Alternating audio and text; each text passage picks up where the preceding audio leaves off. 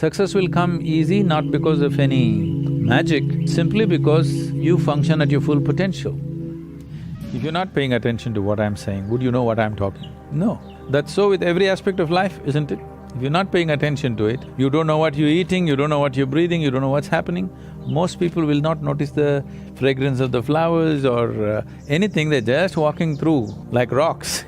Or let me say a bull, because a bull is worshipped in the stock market. If you walk like a bull or a bear, it's an evolutionary fallback. You evolved to be a human being, taking millions of years, now you don't want to fall back. What is unique about a human being is, we do the same things what the other animals do. It is just that all that the animal can do, we do the same things, but we can do it consciously. That's a big difference. And doing anything consciously will not come if you don't have sufficient attention towards things that you do or things that you do not do. Especially things that you do not do, you must have absolute attention towards those, otherwise they'll creep into you. So this attention deficiency syndrome has happened because people's idea of education is information. The more information you heap upon on any mind, or let's say starting from childhood, the more he will develop aversion to attention. Because without knowing anything, information gives you a false feeling that you know everything. This has become a fashion now. Today if you're invited for a dinner party, you Google out information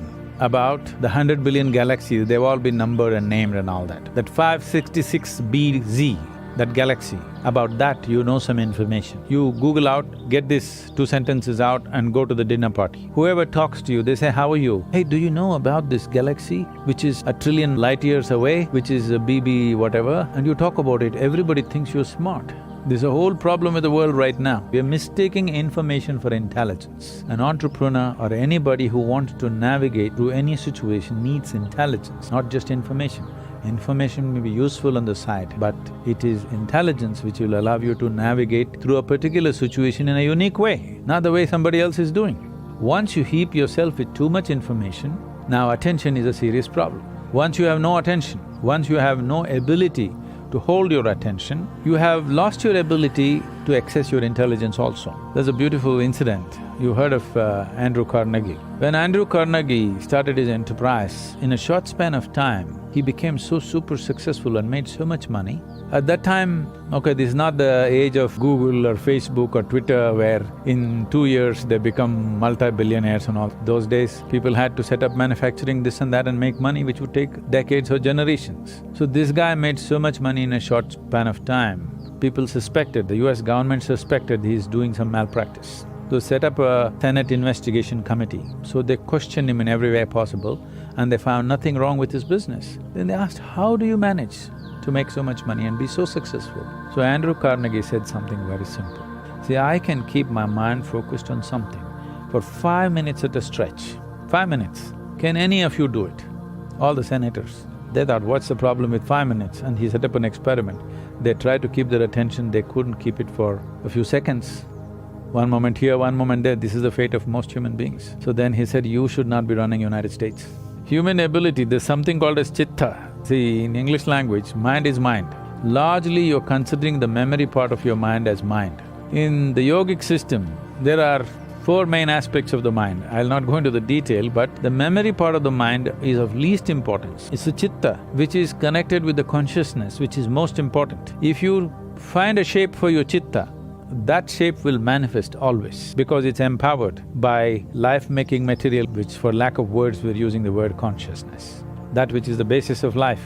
Once your mind is yoked to that, mind is like a cloud, you can make it any shape. You can make it godlike, you can make it a devil out of it, you can make a pig out of it, you can make whatever out of it. It's a nebulous thing. So that is the most important aspect of the mind, not the memory. Memory is important to handle the material aspects. After all, an entrepreneur may be just trying to handle material. It's fine, but I would like an entrepreneur's life to become an exciting adventure, where his process of exploring new possibilities become truly new possibilities in his experience, not just economic possibilities. And that possibility is there in an entrepreneur's life, that he can turn his entrepreneurship into a spiritual possibility and a spiritual growth, or growth of the being itself, which I feel everybody should explore. That's why we're trying to bring a spiritual element. Success will come easy more than anything, because success will come easy not because of any magic, simply because you function at your full potential. In schools, they have something called as a 3-legged race. Though you get 3 legs, you run slower. With 2 legs, you would run faster. With 3 legs, you must become more efficient in numbers if you just simply look at it.